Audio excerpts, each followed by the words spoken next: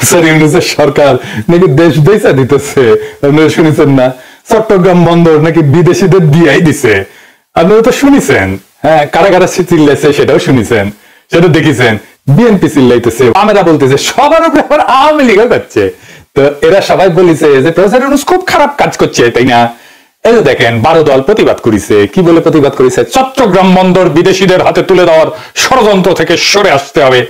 প্রথম আলোতে কলাম লিখেছে ঝুটিওয়ালা বাম, বন্দর পরিচালনা বিদেশিদের দেওয়া কতটুকু যৌক্তিক? তোর মাথার যে ঝুটি বেঁধে রাখিস এটা কতটুকু যৌক্তিক? নিজে যে বিদেশি কোম্পানির চাকরি করিস সেটা কতটুকু যৌক্তিক? আবার এই নিয়ে হাইকোর্টে রিটও করেছে। দেখেন বিএনপি কইছে বন্দর দিয়া দিলে দাঁত ভাঙা জবাব দেওয়া হবে। কেন দেওয়া হবে আমরা পরে খুঁজে দেখবো নি। হ্যাঁ, কেন আসলে দাঁত ভাঙা জবাব দেওয়া হবে? এটা সিম্পল ট্রিক শিখে দিই সবাইকে। কেমিস্ট্রিতে অ্যাসিড নাকি ক্ষার এটা বুঝার জন্য একটা টেস্ট আছে, লিটমাস টেস্ট কয়। দেখ কোন রাজনৈতিক প্রশ্ন বাংলাদেশে একটা লিটমাস টেস্ট আছে, বুঝছাও? সিপিবি কোন লাইন না এটা দেখবেন, ওটাই ইন্ডিয়ান লাইন, বুঝছাও? মানে সিপিবি মানে ইন্ডিয়া, ওটাই ইন্ডিয়ান পলিটিক্স। সিপিবি যদি বলে আঙ্গুর ফল মিষ্টি, তাহলে বুঝবেন ইন্ডিয়া চাইতেছে আপনি আঙ্গুর ফল খান। ওইটা হলে আঙ্গুর ক্ষেত্রে দূর কি বাদ, সরে আকারের ধারে কাছে যাবেন না, মনে করবেন সেটা হারাম। ওই সিপিবি যদি বলে প্রফেসর ইউনূস মেলাদিন থাকুক, আপনি চোখ বন্ধ করে প্রফেসর ইউনূসের উৎখাতের লড়াইয়ে নামবেন, শুরু করবেন। ওই যদি বলে বাংলাদেশের পুলিশ খারাপ, আপনি সাথে সাথে পুলিশের পাশে দাঁড়াবেন। ওই যদি বলে বাংলাদেশের পুলিশ ভালো, তাহলে সাথে সাথে পুলিশের উল্টার কথা করবেন। তার মানে ওই যা কবে তার উল্টা দিকে দাঁড়াবেন। যাই হোক, এমনকি তারেক রহমান কইছেন বন্দর ব্যবস্থাপনা বিদেশিদের হাতে তুলে দেওয়া অন্তর্বর্তীকালীন সরকারের কাজ না। যাই হোক, এত কিছু থেকে তো আমরা বিভ্রান্ত। প্রেসিডেন্সির সরকার কি আসলে বন্দর বিদেশিদের হাতে তুলে দিতেছে? না, একেবারেই না। উনারা একটা কন্টেইনার টার্মিনাল দেওয়ার আলাপ করেছেন। বন্দর আর কন্টেইনার টার্মিনাল দুইটা ভিন্ন বিষয়। বন্দর ব্যবস্থাপনার একটা অতি ক্ষুদ্র অংশ কন্টেইনার টার্মিনাল। পায়ের মোজাকে কি শেরওয়ানি বলা যায়? যায় না, কিন্তু মোজা তো পোশাকের অংশ, তাই না? খুবই ক্ষুদ্র অংশ। তাও আমরা পুরো বিষয়টা বুঝে নিই পরিষ্কার ভাবে। কন্টেইনার টার্মিনাল ব্যবস্থাপনা এবং বন্দর ব্যবস্থাপনা এই দুইটা আসলে কি? এই যে রাজনৈতিক দল, সোশ্যাল মিডিয়া অ্যাক্টিভিস্ট বন্দর কন্টেইনার টার্মিনাল সব সমর্থক শব্দ হিসেবে ব্যবহার করতেছে। এটা পাবলিককে বুঝাচ্ছে যে এই দুইটা আসলে এক, কিন্তু প্রকৃতপক্ষে এদের কার্যক্রম দায়িত্বের পরিসর সম্পূর্ণ আলাদা। বন্দর একটা বৃহত্তর জটিল ব্যবস্থা, সেখানে কন্টেইনার টার্মিনাল হলো একটা ক্ষুদ্রাংশ, অতি ক্ষুদ্র অংশ। বন্দর ব্যবস্থাপনা আসলে কি? বন্দর হইলো একটা সামুদ্রিক বা নদী তীরবর্তী স্থাপনা। এখানে কি হয়? 1 নাম্বার, জাহাজ থেকে পণ্য ওঠানামা করে। 2 নাম্বার, এখানে সংরক্ষণ করা হয়। 3 নাম্বার, এখানে শুল্ক নিষ্পত্তি করা হয়। 4 নাম্বার, পরিবহন সংক্রান্ত সমস্ত কার্যক্রম পরিচালিত হয়। এর মধ্যে আছে নিরাপত্তা, এর মধ্যে আছে ড্রেজিং, মেলা কিছু। বন্দর ব্যবস্থাপনার মূল লক্ষ্য হইল সম্পূর্ণ বন্দরের সমন্বিত উন্নয়ন, নিরাপত্তা, পরিবেশগত ভারসাম্য এবং অর্থনৈতিক কার্যকারিতা নিশ্চিত করা। তো বন্দরের আওতায় কি কি থাকে বুঝে নেই। বিভিন্ন ধরনের টার্মিনাল থাকে। যেই টার্মিনাল দেওয়ার কথা হচ্ছে, টার্মিনাল একরকম না, কিন্তু মেলা ধরনের টার্মিনাল আছে। কি কি টার্মিনাল? 1 number container terminal. এই কন্টেইনার টার্মিনাল দেওয়ার আলাপটা হইতেছে। তো কন্টেইনার টার্মিনালে কি হয়? যেখানে কন্টেইনারে আনা পণ্য বা কন্টেইনারে পাঠানো পণ্য ওঠানো নামানো হয়। এরপরে আছে bulk cargo terminal. Bulk cargo terminal 2 রকম হতে পারে। ড্রাই বাল্ক মানে শুকনা, মানে যেটাতে কয়লা আসে, খাদ্যশস্য আসে, সার, এগুলো শুকনা পণ্য আসে। আর লিকুইড বাল্ক টার্মিনাল, যেখানে তেল, গ্যাস, রাসায়নিক পদার্থ এই সমস্ত তরল পণ্য আসে। 3 নাম্বার হইতেছে break bulk terminal. Break bulk, আগে কিন্তু বাল্ক টার্মিনাল দেখেছিলাম, মানে যে সমস্ত পণ্য কন্টেনারে যায় না, আলাদা করে প্যাকেট করা থাকে। যেমন ধরেন যন্ত্রাংশ, গাড়ি, ব্যাগে রাখা চাল ডাল, এগুলোর জন্য। 4 নাম্বার কি কি থাকে? Ro-ro terminal. রো এটাকে মানে এটা ছোট করা হয়েছে, রোল অন রোল অফ, মানে চাক্কা দিয়ে উঠে চাক্কা দিয়ে নামে, বুঝছো? গাড়ি, ট্রাক, বাস এগুলো রোরো টার্মিনাল দিয়ে ওঠা নামা করে। নিজে থেকেই জাহাজে উঠতে পারে, এটাতে ক্রেন লাগে না। তো চট্টগ্রাম বন্দরে যে গাড়ি আসে না, আপনার দেখেছেন না, গাড়ি কিনতে যান, চট্টগ্রামে গাড়ি রাখা থাকে সারি সারি, ওইগুলা রোরো টার্মিনালে আসে। আরিসা ফেরিঘাটে যে ফেরি ছিল ওইগুলোকে রোরো ফেরি বলা হইতো, মনে আছে না যেই ফেরিগুলা? 5 নাম্বার প্যাসেঞ্জার বা ফেরি টার্মিনাল, যেখান থেকে প্যাসেঞ্জার উঠে, যাত্রী উঠে, যাত্রীবাহী জাহাজ, ফেরি এগুলো চলাচলের জন্য। বা এই যে ক্রুজ শিপ আসে, এগুলো এটা আমাদের ক্রুজ শিপ নাই দেশে, কিন্তু এটার জন্য যে টার্মিনাল সেটা ওই বন্দরের একটা পার্ট। 6 নাম্বার হইতেছে মাল্টিপারপাস টার্মিনাল, মানে যেখানে একাধিক ধরনের কার্গো হ্যান্ডেল করা হয়। যেমন কন্টেনার হ্যান্ডেল করা হয়, ব্রেক বাল্ক হ্যান্ডেল করা হয়, বাল্ক হ্যান্ডেল করা হয়। আচ্ছা, ব্রেক বাল্ক পণ্য কি? এটা তো কইছি, তাই না? আবার একটু শুনি, এটা মেলা বড় ইন্টারেস্টিং একটা টপিক। তো ইন্টারেস্টিং একটা টার্মিনোলজি, তো নতুন নতুন টার্ম কলেজ শিখিচ্ছেন, আর এখন থেকে সার দেখবেন, বুঝছাও? তাহলে ব্রেক বাল্ক পণ্যটা কি? ব্রেক বাল্ক বলতে এমন ধরনের পণ্য বোঝায় যেগুলো কন্টেনার বা বাল্ক আকারে পরিবহন করা যায় না, মানে বরং আলাদা আলাদা ইউনিটে খোলামেলা অবস্থায় জাহাজে তোলা এবং খালাস করা হয়। যেমন ধরেন বড় যন্ত্রাংশ, আগে কইছি না, জেনারেটর, টারবাইন, নির্মাণ সামগ্রী যেমন ধরেন স্টিল, বিম, পাইপ, ইগলা, তারপরে ধরেন কাঠের গুঁড়ি আসে, ব্যারেল আসে, ব্যাগ বা বাক্সে থাকে এরকম মাল, এগুলোকে ব্রেক বাল্ক বলা হয়। ব্রেক বাল্ক এই শব্দটার একটা চমৎকার অর্থ আছে। বাল্ক মানে একত্রিত মালকে ভেঙ্গা ব্রেক করা আর কি, বাল্ক পণ্যকে ভেঙ্গা ব্রেক করা, সেজন্য ব্রেক বাল্ক। আলাদা আলাদা ইউনিট বহন করা লাগে। আগে সব পণ্য কিন্তু এমন ভাবে আলাদা আলাদা ভাবে জাহাজে ওঠানো হইতো, ঝোলার মধ্যে তুইলা, একটা জালের মধ্যে তুইলা ওঠানো হইতো, হাতে ক্রেন দিয়া নেট ব্যবহার করে তোলা হইতো। কন্টেনার ব্যবস্থার আগে এটা ছিল সবচেয়ে প্রচলিত পদ্ধতি। সংক্ষেপে বললে ব্রেক বাল্ক পণ্য হইতেছে আলাদাভাবে বহনযোগ্য এবং ভারী মাল, যেগুলো কন্টেনারের মধ্যে ঢুকানো যায় না এবং বাল্ক আকারেও যায় না আর কি, বরং একক ইউনিট হিসাবে জাহাজে ওঠানো এবং খালাস করা হয়। বন্দরে একটা অংশ, ছোট্ট অংশ টার্মিনাল, সেই ছোট্ট অংশে 6 ধরনের টার্মিনাল থাকে, তার মধ্যে এক ধরনের টার্মিনাল দেওয়ার কথাবার্তা হইতেছে, এইটা হইতেছে কন্টেনার টার্মিনাল। তাই কন্টেনার টার্মিনাল দিয়ে কি কি পণ্য আনা নেওয়া হয় জানা থাকাটা বিশেষভাবে জরুরি, তাহলে আপনি বুঝতে পারবেন যে বন্দর আর টার্মিনাল নিয়ে কোন সিদ্ধান্ত দেশের জন্য মঙ্গলজনক, আপনি নিজেই সিদ্ধান্ত নিতে পারবেন। এই যে স্ট্যান্ডার্ডাইজ কন্টেনার, এই যে একই মাপের সব কন্টেনার, বুঝছেন, এইখানে মোড়ানো পণ্য ওঠানামা করে, যা জাহাজে বা ট্রেনে বা ট্রাকে সহজে স্থানান্তর করা যায়। কন্টেনার শুদ্ধে চলে যায় কিন্তু এক জায়গা থেকে আরেক জায়গায়। যেমন কি কি থাকে, যেমন ইলেকট্রনিক্স, মোবাইল, টিভি, গৃহস্থালী যন্ত্রপাতি, শিল্প যন্ত্রপাতি, কার, যন্ত্রাংশ, ইন্ডাস্ট্রিয়াল মেশিন, প্রক্রিয়াজাত খাদ্য, প্যাকেটজাত খাবার, বোতলজাত পানীয়, রপ্তানিমুখী গার্মেন্টস, তারপরে শিল্প ব্যবহৃত যেগুলো নিরাপদ রাসায়নিক, যেটা লিকুইড কার্গোতে দেওয়ার দরকার নাই, কাঁচামাল যেমন স্টিল, প্লাস্টিকের গুঁড়া, টেক্সটাইলের রোল, তারপরে হিমায়িত পণ্য মানে যেগুলো ফ্রিজে করে আসে, শীতল কন্টেনারে যেমন মাছ আসে, মাংস আসে, ফল আসে, তারপরে ভ্যাকসিন আসে, ওষুধ আসে, ওষুধের কাঁচামাল আসে। এই ধরনের নিয়ন্ত্রিত তাপমাত্রায় রাখতে হয় এরকম কিছু জিনিস এই কন্টেনার টার্মিনাল দিয়ে আসে। এই নিয়ন্ত্রিত তাপমাত্রায় থাকা পণ্য দ্রুত খালাস করতে হয়, কারণ এখানে পণ্য দ্রুত খালাস না করলে এটা পচে যাবে, খুব ক্রুশিয়াল এটা। কন্টেনার টার্মিনাল হলো বন্দরের একটা বিশেষায়িত অংশ, যেখানে শুধুমাত্র এই যে স্ট্যান্ডার্ডাইজ কন্টেনার এটা বললাম, এটা ওঠানামা, সংরক্ষণ এবং বিতরণের কাজ হয়। 3টা কাজ হয় মাত্র, ওঠানামা, সংরক্ষণ এবং বিতরণ। এর মূল লক্ষ্য হলো দ্রুত দক্ষতার সাথে কন্টেনার হ্যান্ডলিং করা, নামানো উঠানো, নামানো উঠানো, চালান করে দেওয়া। এর প্রধান কাজগুলো কি, জাহাজ থেকে কন্টেনার খালাস এবং তোলার ব্যবস্থা, ট্রেনের অপারেশন। 2 নাম্বার, কন্টেনার ইয়ার্ডে স্ট্যাকিং বা ট্রাকে লোড করা। 3 নাম্বার, ডিজিটাল ট্র্যাকিং সিস্টেম, যেমন টার্মিনালের অপারেটিং সিস্টেম, কোনটা আসলো, কোনটা ঢুকলো, কোনটা আমি নামাইলাম, কোনটা পাঠিয়ে দিলাম, এই সমস্ত। 4 নাম্বার হচ্ছে শিপিং কোম্পানির সাথে সময়সূচি সমন্বয় করা। এই মাত্র কয়েকটা কাজ, বুঝছেন। এতে কিন্তু কন্টেনার টার্মিনালে খুব জরুরি বিষয় একটা অর্জন করতে হয়। কি সেটা?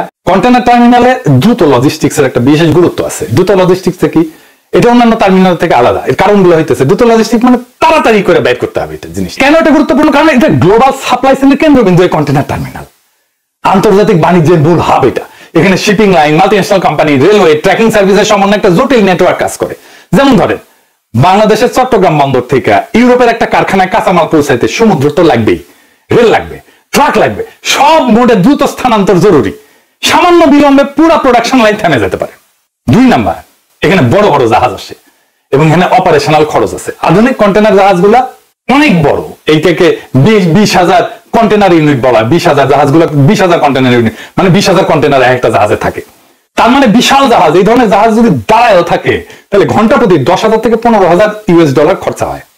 একদিন যদি দেরি হয় মাল লোড করতে, তাহলে $2,40,000 বেশি টাকা গুনতে হবে। এইটা পুরা চার্জ গিয়ে কোথায় পড়বে বলেন? কোথায় পড়বে? আপনার আমার উপরে। কারণ যে পণ্য আনা হইতেছে সেই পণ্য বেচেই তো টাকাটা তোলা হবে, তাই না? তো এটা তো কেউ নিজের পকেট থেকে দিয়ে দেবে না।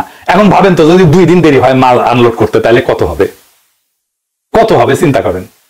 শুধু কি আমদানি, রপ্তানির সময় যদি লোড করতে সময় লাগে, তাহলে তো রপ্তানিতে লাভের গড় পিঁপড়ে খেয়ে নেবে। জাহাজ দাঁড়ায় থাকবে, টাকা গুনতে হবে আমাদের গার্মেন্টস এর মালিকদেরকে। যেহেতু কন্টেনারের আকার একই রকম এবং হ্যান্ডলিং প্রোটোকল এটা স্ট্যান্ডার্ড, সেই জন্য এটা অটোমেশন করা যায়। এখানে যন্ত্রের মাধ্যমে দ্রুত প্রসেসিং সম্ভব। একদম যন্ত্র, একদম এআই দিয়ে দিবেন, যন্ত্র কাট নামায় ফেলবে। প্রত্যেকদিন হাজারো কন্টেনার হ্যান্ডেলিং করতে গেলে স্বয়ংক্রিয় ক্রেন লাগবে এবং আর্টিফিশিয়াল ইন্টেলিজেন্স ভিত্তিক প্ল্যানিং সফটওয়্যার লাগবে এবং রোবোটিক সিস্টেম লাগবে। এটা আমাদের নাই, একেবারেই নাই। এই জন্যই আমাদের মালপত্র নামাইতে এবং উঠাইতে প্রচুর সময় লাগে। আর ধরেন টাইম সেন্সিটিভ কার্গো, যেমন ধরে আমি বললাম যে মাছ, মাংস, ফল, ভ্যাকসিন, ওষুধ, এই সমস্ত পণ্য দ্রুত ট্রানজিট চায় না, তো পচন শুরু হয়ে যায়। তারপর ধরেন ইভেন ইলেকট্রনিক্স, ফ্যাশন পণ্য, স্মার্টফোন, ফ্যাশন গার্মেন্টস এর মডেল দ্রুত পরিবর্তন হয়ে যায় না।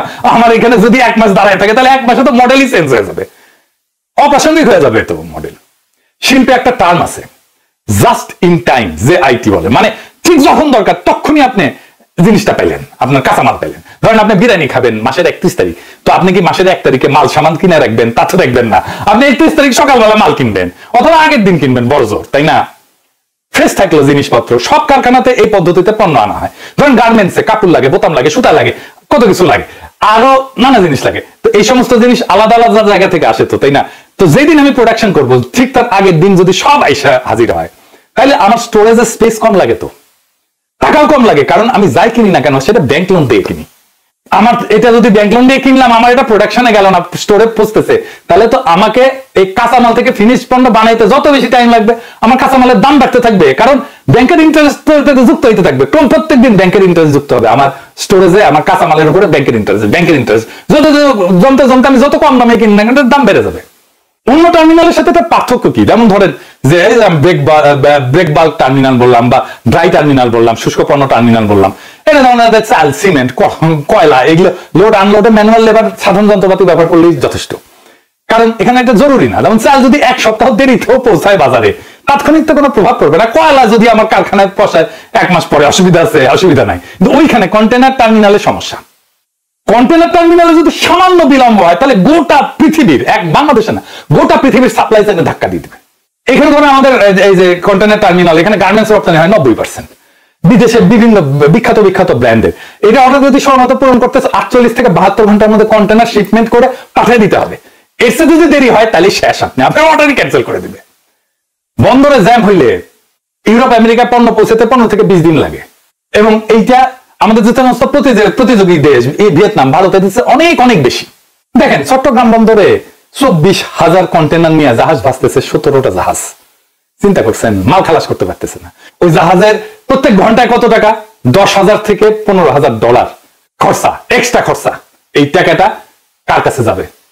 এটা গার্মেন্টস মালিক বা ওই মাল আনছে তার পকেট থেকে যাবে। দেখেন বর্ষা বিপ্লবের টাইমে 5 দিন পণ্য নামছে, কিন্তু কাস্টমসের জটিলতায় পণ্যটা বাড়াইতে পারেনি। 1100 কোটি টাকা মারা গেছে, পানিতে পড়ে গেছে। মানে একদিন যদি দেরি হয় পণ্য নামাইতে, তাহলে প্রায় 200 কোটি টাকা পানিতে পড়ে যায়। দেখেছেন? তার মানে যদি একদিন আগে খালাস করতে পারেন পণ্য, তাহলে আপনি 200 কোটি টাকা বেশি আয় করলেন, তো উল্টা দিকে। তো আসলে বাংলাদেশের কন্টেনারের যে টার্মিনাল, এটা আসলে কেমন দক্ষ? প্রথম কথা হচ্ছে যে যা ইকুইপমেন্ট আছে না, সব মহাপুরানা। ওইগুলা বেসা কটকটি খাওয়া ছাড়া কোনো উপায় নাই। এইগুলাকে বিজনেসের ভাষায় বলে ফুললি ডেপ্রিসিয়েটেড। মানে ধরেন আপনি একটা শার্ট কিনলেন, কয়দিন পরবেন, কয়দিন টিকবে সেই শার্ট, সেটার উপরে, তাই না? ধরেন 1 বছর 2 বছর, ধরেন 10 বছরই টিকলো, তাই না? যেটাই হোক, এটা হইতেছে সেই শার্টের আয়ু। ধরেন এই শার্টের আয়ু 10 বছর। এইরকম সব যন্ত্রের আয়ু আছে, ঠিক করা থাকে। এই আয়ুর কাল পার হয়ে গেলে তারে বলে ফুললি ডেপ্রিসিয়েটেড, মানে এটা কটকটি খাওয়ার যোগ্য। এটা নিয়ে আর কাজ করা উচিত না। আমাদের যা ইকুইপমেন্ট প্রত্যেকটা ফুললি ডেপ্রিসিয়েটেড, প্রত্যেকটা কটকটি খাওয়ার যোগ্য। অনেক আগে এটা পার হয়ে গেছে আয়ু। এইরকম ইকুইপমেন্টে চলতেছে নিউ মেরিন কন্টেনার টার্মিনাল। সারা দুনিয়ায় 405টা বন্দর আছে। বাংলাদেশের অবস্থান কত জানেন? 337তম। এই যে মা আমি না লাড্ডু গুড্ডু হয়েছে, এরকম আর কি। তা এইরকম টার্মিনাল ব্যবস্থাপনা আমরা চাই নাকি দক্ষতা চাই? অদক্ষ টার্মিনালে জাহাজ ভিড়ে না, জাহাজ রুট পরিবর্তন করে দীর্ঘতি টার্মিনাল থেকে আন্তর্জাতিক শিপিং লাইন গুলো অন্য বন্দর বেছে নেয়। কলম্বো নিবে, সিঙ্গাপুর নিবে। বন্দর আর কন্টেনার টার্মিনালের সম্পর্ক অনেকটা শহর আর তার শিল্পাঞ্চলের মতো। বন্দর ব্যবস্থাপনা হলো বৃহত্তর পরিকল্পনা, আর কন্টেনার টার্মিনাল হলো সে পরিকল্পনার অধীনে একটা উচ্চ বিশেষায়িত ইউনিট। উভয় সমন্বয়ে আধুনিক বাণিজ্য এবং লজিস্টিক্স এর চাকা সচল থাকে। আমরা খুব বিস্তারিত আলাপ করলাম যে আমরা বন্দর ব্যবস্থাপনা কাউকে দিতে চাইতেছি না, দেওয়ার প্রশ্নই ওঠে না। আমরা কন্টেনার টার্মিনাল দেওয়ার কথা বলতেছি। যারা বন্দর আর টার্মিনালের তফাৎ বুঝে না, তাদের কি রাষ্ট্র চালানো উচিত? বা যাইলেও যদি পাবলিককে উল্টা বুঝায়, তাদের কি নৈতিক কোন অবস্থান থাকে? আপনি তো জনগণকে ভুল বুঝাইতে পারেন না। যাই হোক, এখন প্রশ্ন হচ্ছে আমরা কি কন্টেনার টার্মিনাল বিদেশিদের হাতে দিতে পারি? আওয়ামী লীগও বলতেছে কন্টেনার টার্মিনাল দেওয়া যাবে না। Fair enough. তো তার আমলে, মানে গত হাসিনার অবৈধ সরকারের আমলে পতেঙ্গা কন্টেনার টার্মিনাল, সৌদি আরবের রেড সি গেটওয়ে টার্মিনাল বা RSGT কে দেওয়া হয়েছিল। এটা গত বছরের প্রথম হাতে চালু হয়েছে। তো তখন কোন বিবেচনায় দিছিল এটা? এটা নাকি আদৌ তখন বিএনপি বা বামের একটা বিবৃতি দিছে, নাকি আর্মি কোনো প্রতিবাদ জানাইছে? ওয়াকার সাহেব প্রতিবাদ জানাই বলছে। আচ্ছা, এখন আসেন দেখি কারা এই টার্মিনাল চালায়, যে টার্মিনাল নিউ মেরিন টার্মিনালটা দেওয়ার কথা হইতেছে। চট্টগ্রাম বন্দর ব্যবসা আওয়ামী লীগ নেতা এবং তার ঘনিষ্ঠ ব্যবসায়ীদের হাতের মুঠোয় নিউ মেরিন টার্মিনাল। এটা ব্যবস্থাপনায় আছে সাইফ পাওয়ার টেক লিমিটেড। পত্রিকা লিখিচ্ছে, বন্দর সংশ্লিষ্ট সূত্র জানাইছে প্রতিষ্ঠানটার ব্যবস্থাপনা পরিচালক তরফদার রুহুল আমিন আওয়ামী লীগ সরকারের আমলের নৌ পরিবহন মন্ত্রী শাহজাহান খান, তৎকালীন নৌ পরিবহন মন্ত্রণালয় সংক্রান্ত সংসদীয় স্থায়ী কমিটির সভাপতি নুরি আলম চৌধুরী, লিটন চৌধুরী নামে পরিচিত, এবং স্থানীয় সাবেক সংসদ সদস্য এম এ লতিফের ঘনিষ্ঠ ছিলেন। এই ব্যবসা আওয়ামী লীগ নেতাদের দখলে ছিল। এটা একটা চিহ্নিত দুর্নীতিবাজ কোম্পানি। ফেস দ্য পিপল থেকে একটা প্রতিবেদন হয়েছিল, আপনারা দেখে নিয়েন। ওই টাইমে 2012 সালে যখন সাইড পাওয়ার টেককে কাজ দেওয়া হচ্ছিল তখন চট্টগ্রাম বন্দরে বিক্ষোভ হয়েছিল। আওয়ামী লীগের নেতা মহিউদ্দিন চৌধুরীর বিপক্ষে ছিল এবং তখন নিয়ম নামে এনে কাজটা দেওয়া হয়েছিল। আর এর মালিক জয় রেহানার ক্যাশিয়ার হাজার হাজার কোটি টাকা পাচার করে দুবাইয়ে কোম্পানি খুলেছে। কন্টেনার টার্মিনাল থেকে চান্দা পায় সবাই, এটাই হইতেছে আসল। সমস্ত পলিটিক্যাল পার্টি চান্দা পায়। ডেইলি চান্দা নাকি দেওয়া হয় 200 কোটি টাকা, ডেইলি 200 কোটি টাকা। এই টাকায় বাংলাদেশের প্রচলিত মাফিয়া রাজনীতির ফুয়েল যোগায়। এটা ভাঙ্গা দিলে সব পলিটিক্যাল পার্টির মাফিয়া শক্তি লুলা হয়ে যাবে। এই জন্য সব পলিটিক্যাল পার্টি সরব। একজন হুক্কা হুয়া করছে, চারিদিক থেকে ক্যা হুয়া শুরু করে দিছে। এই সাইড পাওয়ার থেকে একটা ফুটা পয়সা বিনিয়োগ করে নাই। যারা আসবে তারা বিনিয়োগ করবে, নতুন যন্ত্রপাতি আসবে, আমাদের প্রযুক্তিগত উন্নয়নের জন্য ইনভেস্টমেন্ট এবং আরো এফিসিয়েন্সির জন্য বেটার ম্যানেজমেন্ট লাগবে। আমরা এটা বিদেশি কোম্পানির কাছ থেকে পাবো। আমরা প্রত্যেক দিন এই টার্মিনালের অদক্ষতার জন্য 10 কোটি টাকা লস দিই। 10 কোটি, সারা বছরে 3,500 কোটি টাকা লস দিচ্ছি। আমরা এই লস আবার দিয়ে যাবো এক সাইড পাওয়ার টেককে দেওয়ার জন্য, আর রাজনীতিবিদদেরকে চান্দা দেবে সেই জন্য। সারা দুনিয়া টার্মিনাল অনেক বিদেশি কোম্পানি থাকে। সিঙ্গাপুরে পিএসএ 70-এর বেশি টার্মিনাল ম্যানেজ করে, আর এটিএম নেদারল্যান্ডস 55টার বেশি টার্মিনাল ম্যানেজ করে, হংকং এর হাসিজন করে 50টার বেশি টার্মিনাল ম্যানেজ করে। কোন দেশি company billion billion dollar invest করবে এখানে? অত টাকা পাচার করবে? নাম বলেন শুনি তো, কে করবে? একটা কাম করতে যাবে, সেখানে বাগড়া দেওয়াটা কি রাজনৈতিক দলের কাজ? কই জলে সেটা তো বুঝি, জলে তো টাকা চান্দার সোর্সটা বন্ধ হয়ে যাবে।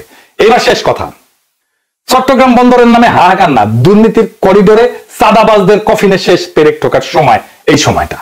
আজ যারা বন্দর বিক্রি বলে কান্নাকাটি করতেছে, তাদের কান্নার উৎস দেশপ্রেম না, চাঁদাবাজির লাইন কেটে যাওয়ার ভয়।